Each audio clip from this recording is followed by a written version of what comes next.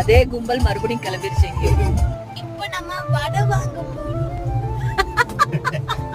வடை வாங்க போறவா? அங்க இருந்துச்சுன்னா வாங்கலாம்னு சொன்னேன்.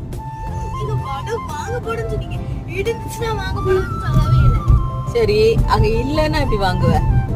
இல்லன்னா ஐஸ்கிரீம் வாங்குவோம். சாய கடையில ஐஸ்கிரீமா? சில கடையில ஐஸ்கிரீம். அங்க அந்த கடையில அதெல்லாம் கிடையாது. வடை வாங்கிட்டோம் பாப்பா.